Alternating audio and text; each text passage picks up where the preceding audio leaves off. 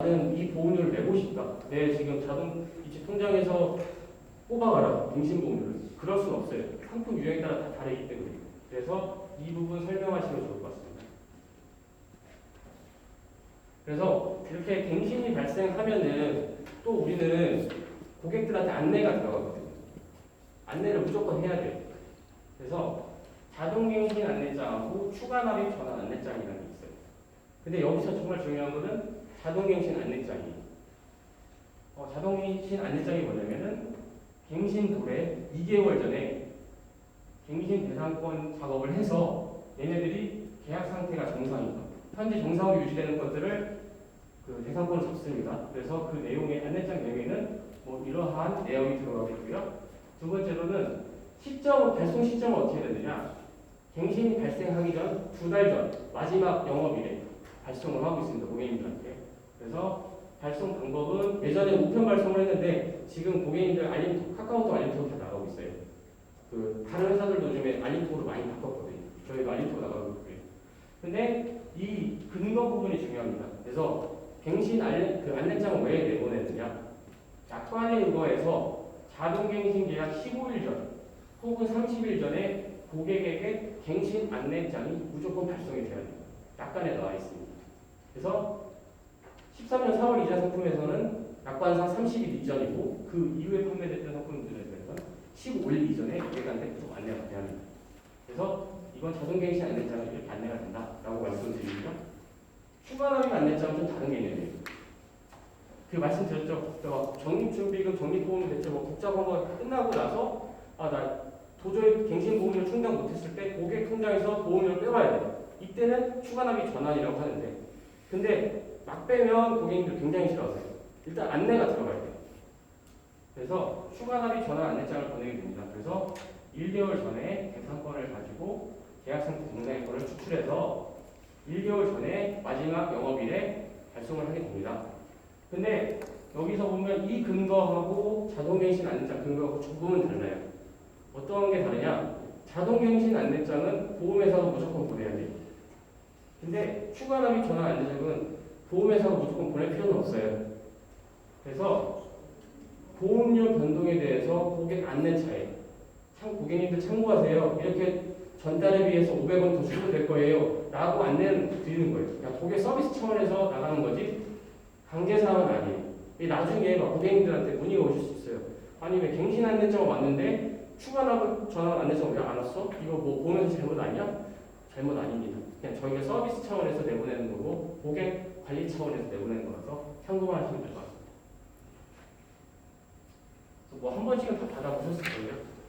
자동갱신 안내장이 이렇게 됩니다. 굉장히 길죠.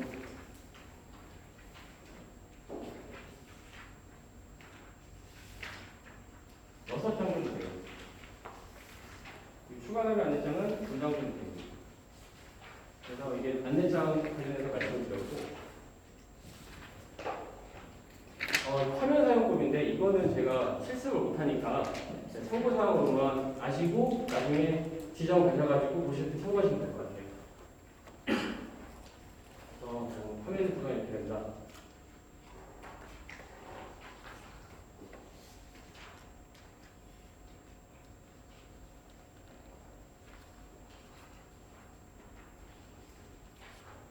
네, 여기까지 해서 지금 제가 화면 사용법까지 알려드렸고 나중에 지금 뭐 물어보실 게 없으면은 교환 보시고 화면 사용 이렇게 하는 거니까 참고하시면 좋을 것 같습니다. 그리고 이제 다음 마지막인데요. FAQ. 예, 고객들이 갱신 관련해서 가장 많이 질문하는 것들. 그리고 답변을 어떻게 하면 그나마 욕을 덜 먹을지.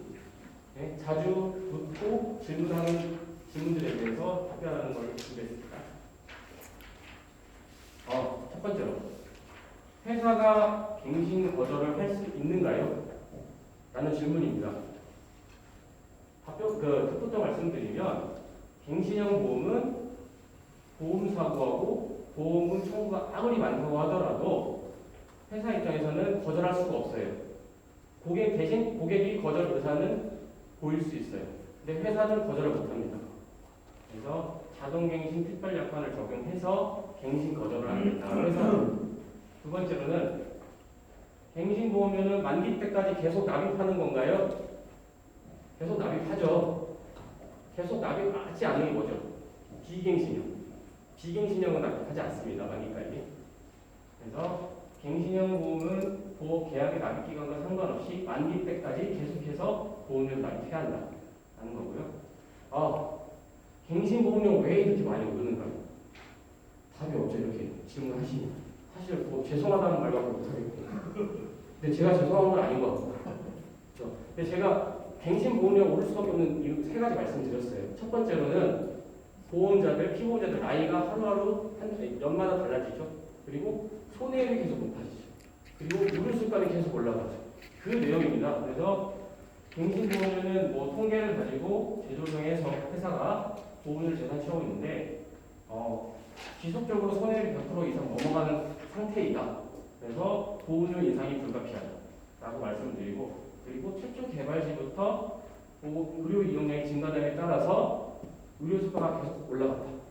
그리고 최초 가입 시점보다 피보험자 나이가 증가한다. 이 세 가지 이유를 들으셔서 말씀을 하시면 좋을 것 같습니다. 네, 다음 질문입니다. 보험료 인상에 대해서 고객 동의 없이 마음대로 적용해도 되는 건가요? 왜 너네 마음대로 했어? 라는 거죠. 근데 저희 마음대로 하는 건 아니잖아요. 다 어디 있어요? 약관에 있고 사업 방법서에 있습니다. 그래서 갱신형 보험은 요율 및 약관을 적용하도록 되어 있어 계약별로 인상 여부를 달리 적용할 수 없다.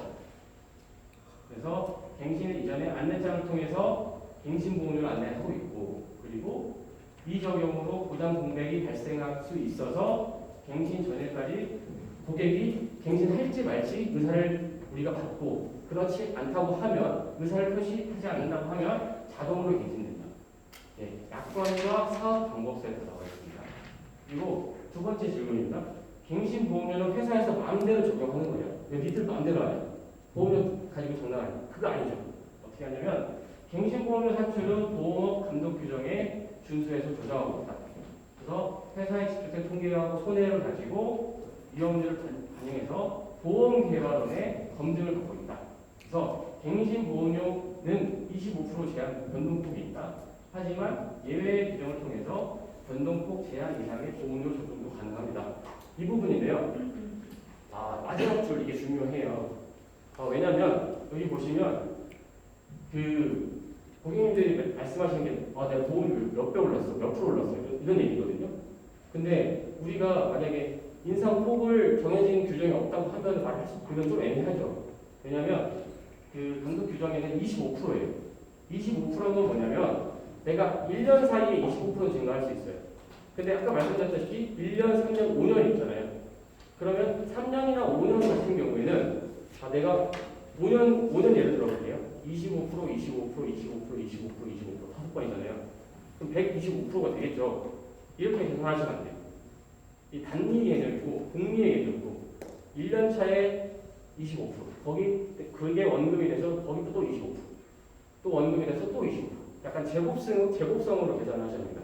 그래서 상대적으로 보험료 엄청 많이 올랐다. 근데 이 지금 25% 변동 제한 그 규정폭이 갱신 안내장이 있어가지고 이걸 물어보는데 이건 어떤 내용이에요? 라고 하면은 전체 다 해서 25% 연수 곱하기가 아닙니다. 복리 개념으로 계속 곱하고 해서 25%가 나올 수 있습니다. 다음 질문입니다. 다른 회사도 이렇게 많이 오르나요? 그 위험률 조정은 보험업 감독 규정을 준수함으로 보험사별 통계에 따라서 인상 인하가 제한폭이 있을 수 있습니다. 그래서 최초 보험료가 비싼 회사는 상대적으로 인상폭이 적다. 반대로 최초 보험료가 저렴한 회사는 인상폭이 높겠죠. 그래서 이거 지금 그 네이버 가시면 그 회사별로 보험료 간단하게 비교할 수 있는 사이트가 있어요. 그래서 보험 다모아라는 사이트인데 거기 가시면 지금 회사별로 상품별로 다 나옵니다. 어느 회사가 보험료가 비싼지, 어느 회사가 보험료가 저렴한지. 혹시나 이제 교육하실 때 참고하시면 좋을 것 같아요. 말씀드리고 40세 기준 남녀 실손보험을 했을 때 가장 저렴한 보험회사가 어딜까요? 롯데입니다. 그러니까 40세 기준에서 실손보험이 가장 저렴한 회사가 롯데인데 그 말인즉슨 상대적으로 인상폭도 높겠죠. 그래서 참고하시면 좋을 것 같고요. 다음 질문입니다. 가입시 보험료를 저렴하시지 않고 갱신시 보험료를 많이 올리는 것은 아닌가? 네.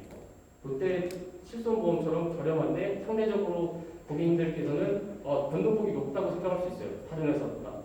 이런 질문에 대해서는 위험률 조정은 보험 개발을 통해서 검증, 확인 후 적용을 하고, 두 번째로는 보험료를 인위적으로 책정할 수 없으며, 세 번째로는 손해율이 높으면 보험료가 인상될 수밖에 없다라는 답변입니다.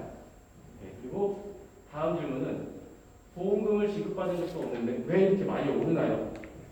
이 질문 많이 하세요.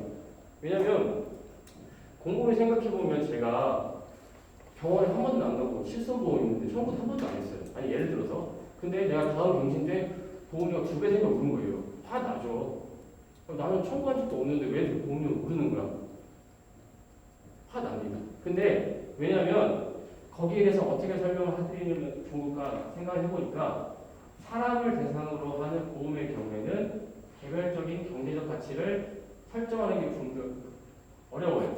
그래서 피보험자의 건강 상태에 대한 모든 정보를 확인할 수 없으므로 객관적인 위험 평가를 통해서 보험료 산정이 어렵다. 이 말인즉슨 자동차 같은 경우에는 제가 제 차가 몇 년식이고 몇 킬로 탔으면 대충 차량 가격이라는 게 나오잖아요. 근데 사람은 그럴 수가 없잖아요.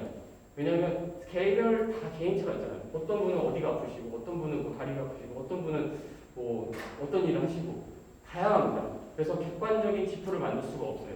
그래서 보험회사는 어떤 걸 만들었냐면 이러한 사람들을 객관화시키고 싶어서 위험도가 유사할 것으로 예상되는 기준을 만들었어요. 그래서 성별에 따라 보험료가 다를 수 있고요. 남자, 여자에 따라 다를 수 있고, 연령에 따라 다를 수 있고, 상해 급수라는 건 내가 상대적으로 덜 위험한 직업이라면 1급이에요.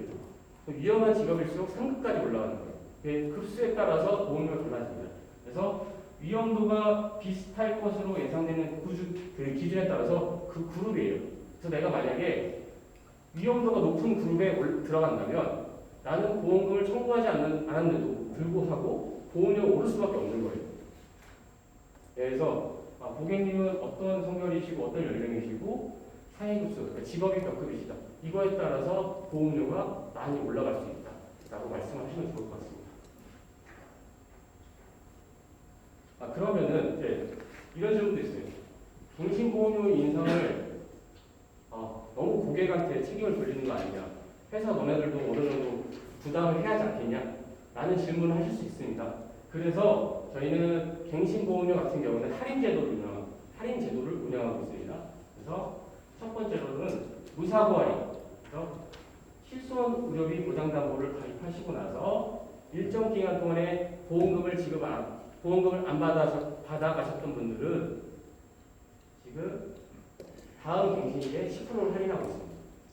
두 번째로는 안정할인. 그래서 예전의 실손이나 지금 팔고 있는 실손이나 11.85, 8.5를 지금 갱신 시에 실손 담보에는 할인을 하고 있습니다. 그래서 너무 갱신보험이 올랐다고 하더라도 고객님들한테는 케이스에 맞게 할인 제도를 운영하고 있으니 이 점 설명하시면 좋을 것 같고요.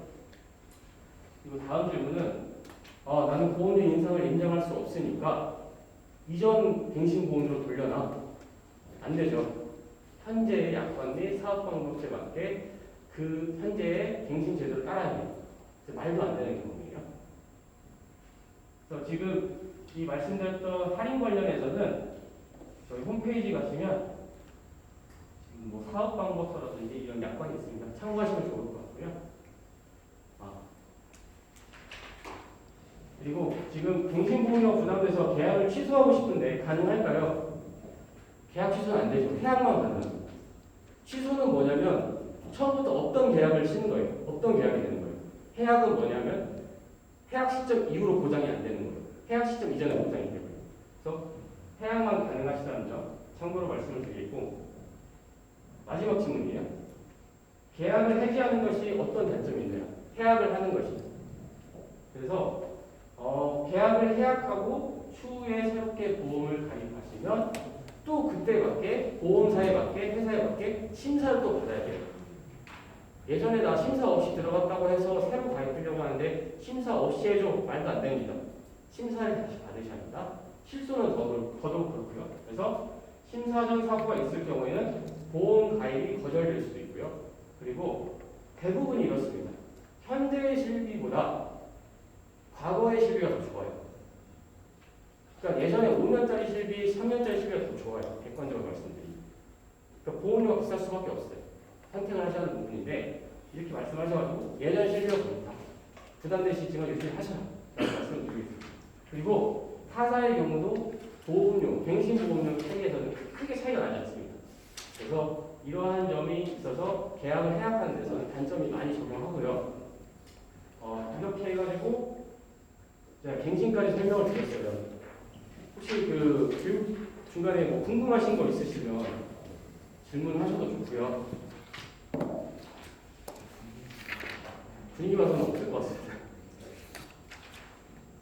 네, 그러면은 오늘 그 장기 보전 관련해 가지고 간단하게 교육을 드렸고 혹시 나중에 도움이 되실 만한 그 내용들은 지금 교환에 포함이 되어 있으니까 추후에 참고하시면 좋을 것 같습니다. 네, 교육받느라 고생 많으셨고요. 이상으로 마치도록 하겠습니다.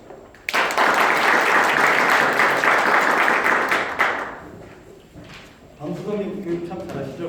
네. 가시는 길에 다시 한번 박수 쳐주세요. 실제로 여러분들 지점장 하시면 실손 갱신 관련 민원은 정말 많이 받아요.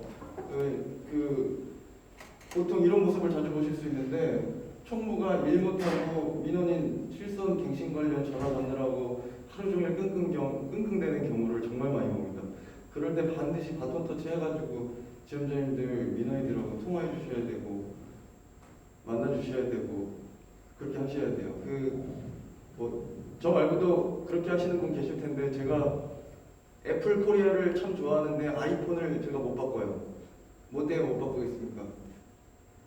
저는 통화 녹음 기능 때문에 갤럭시만 쓰거든요.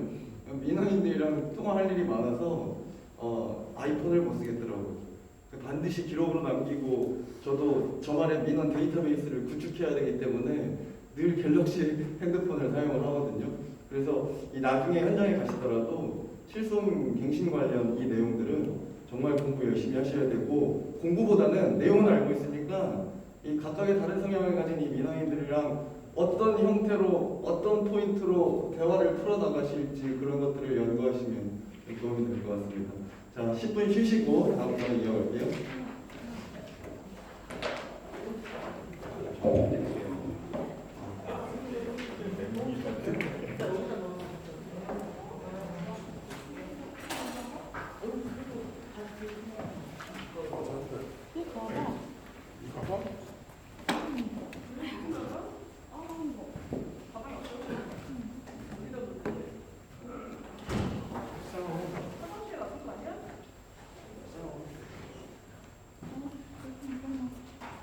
아침에 이쪽으로 넘겼었잖아. 내가 앞에서 쓰고 뭐 잃어버리셨어요? 아까 아침에 오시는 분들 여기다 올려놨잖아요. 근데 저 앞쪽으로 갔다가 아니 앞쪽이 아니 그러니까 네 대표님 하는 거 아니야?